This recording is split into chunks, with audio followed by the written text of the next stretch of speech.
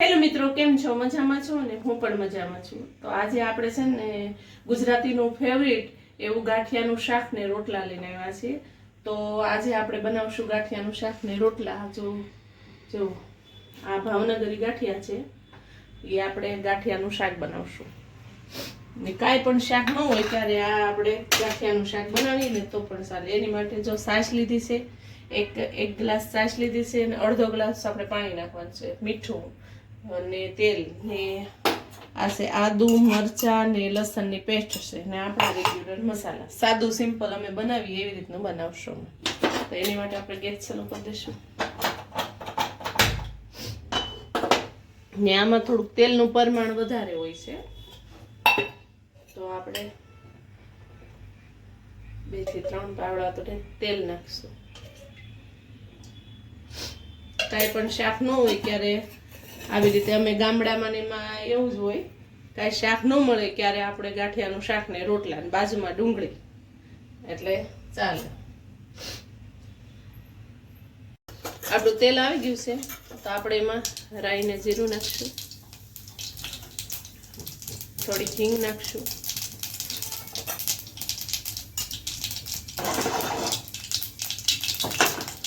ને હા આદુ લસણ ને મરચાની પેસ્ટ છે નાખીશું. ખાંડીને જ લેવાનું, એટલે ખાંડીને લ્યો ને તમે તો એનો સ્વાદ બહુ મસ્ત આવે છે.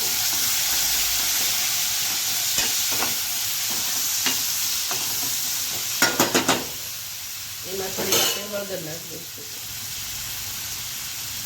અડધી ચમચી નાખવાનું.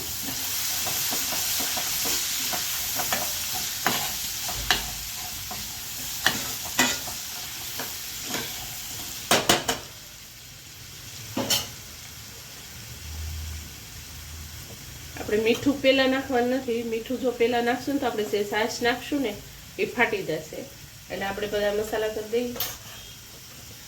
અડધી ચમચી ધાણા જીરું પાવડર, અડધી ચમચી તીખું મરચું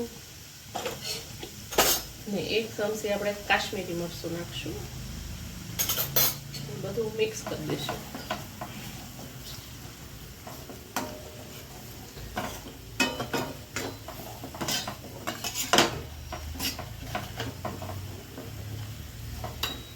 એમાં આપણે પહેલાં થોડુંક પાણી નાખી દઈશું, એટલે આપણા મસાલા છે ને બળી ન જાય એની માટે. અડધો ગ્લાસ આપણે પાણી નાખ્યું છે ને હવે આને આપણે ઉકળવા દઈશું. પછી આપણે છાશ નાખશું. આપણા ઉકળી ગયું છે પાણી, હવે આપણે છાશ નાખી દઈશું. છાશ નાખવાથી હું ખાટો મીઠો સ્વાદ આવે છે ને ગાંઠિયાનું શાક બહુ મસ્ત થાય છે. હવે આપણે આ બધું ઉકળવા દઈશું ફૂલ ગેસે. ને હલાવે જ રાખવાનું, નકર છાશ છે ને આપણી એટલે થોડીક વાર હલાવશું ને પછી એને ઉકળવા દઈશું. હવે આ બધું ઉકળવા દઈશું, આપણે ઢાંકી દઈશું ને એને થોડીક વાર ઉકળવા દઈશું. આપણું શાક ઉકળી ગયું છે. આપણે હવે એની અંદર આ ગાંઠિયા નાખી દઈશું.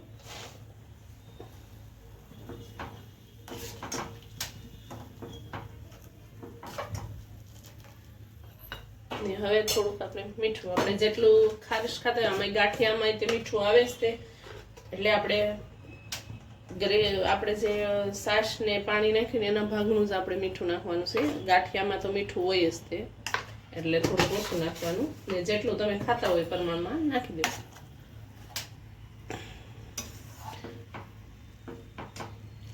હવે આને આપણે થોડીક વાર ઢાંકી દઈશું, એટલે બધા ગાંઠિયા છે એ બધું પાણી સૂસી લેશે અને આપણું શાક તૈયાર થઈ જશે. થોડીક વાર એને ઢાંકી દઈશું. તો આપણું ગાંઠિયાનું શાક તૈયાર થઈ ગયું છે. હવે આપણે ગેસ બંધ કરી દઈશું. એની ઉપર આપણે લીલા ધાણા નાખી દઈશું. જો તમને ગળપણ ને એવું કંઈ પસંદ હોય ને તમે ગાંઠિયાના શાકમાં નાખતા હોય તો તમે નાખી શકો. છાશ ખાટી હોય તો પછી ગળપણ નાખો તો પણ ચાલે. તો હવે આપણું શાક તૈયાર છે. આપણે હવે રોટલા બનાવી નાખશું. આપણું ગાંઠિયાનું શાક તો સડી ગયું છે, તો હવે આપણે રોટલા બનાવી નાખશું. એની માટે આપણે ત્રાસ લઈશું, એમાં મીઠું નાખશું, પછી એની અંદર પાણી નાખશું ને આપણે તાવડી પણ તપવા મૂકી દીધી છે ને હવે આપણે એની અંદર રોટલાનો લોટ નાખી દઈશું બાજરીનો લોટ આવે ને એ સાળી નાખશું અંદર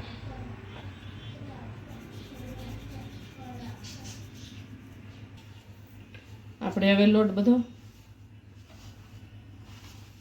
ભેગું કરી દઈશું ભેગો લોટ કરીને આપણે એને થોડોક મળી નાખશું જેમ મળશો ને એમ રોટલો આપણો સરસ થશે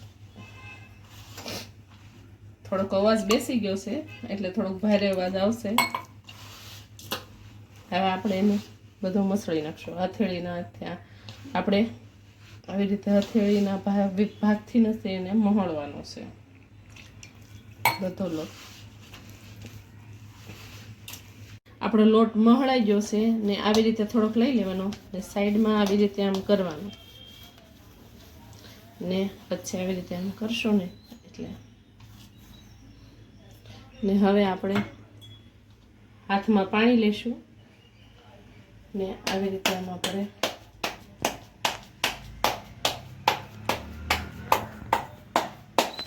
એક એક સાઈડ કિનારી સાઈડ આપણે કરતા થાવ પછી આવી રીતે આમ દબી દેવાનું સારી કોઈ પાણી લગાવીને આવી રીતે આમ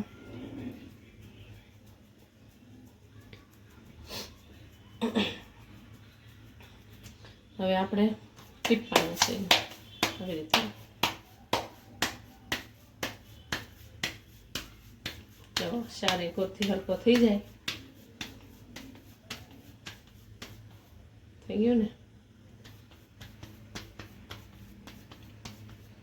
હવે આપણે જોઈ લઈશું તાવડી ગરમ થઈ ગઈ હા જો આપણે પાણી નાખીએ એટલે તાવડી ગરમ થઈ ગઈ છે આપણે રોટલો નાખી દઈશું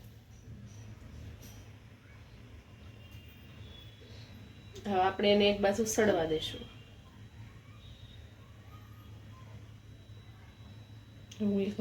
આપણો રોટલો એક બાજુ સડી ગયો છે આપણે પલટાવી નાખશું જો ડિઝાઇન પણ મસ્ત આવી છે જો હવે એની બાજુ આપણે સડવા દઈશું તૈયાર છે આપણા બાજરીના રોટલા અને ગાંઠિયાનું શાક તો આપણે હવે એને સર્વ કરીશું એની માટે આપણે રોટલો લઈશું ગાંઠિયાનું શાક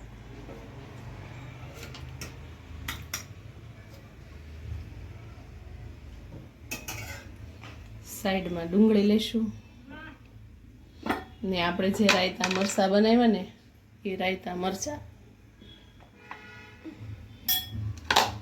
તૈયાર છે આપણું ગાંઠિયાનું શાક તૈયાર છે આપણું ગાંઠિયાનું શાક ને રોટલા જો તમને મારી રેસીપી સારી લાગી હોય તો લાઈક કરો શેર કરો સબસ્ક્રાઇબ કરો ભલે મિત્રો બાય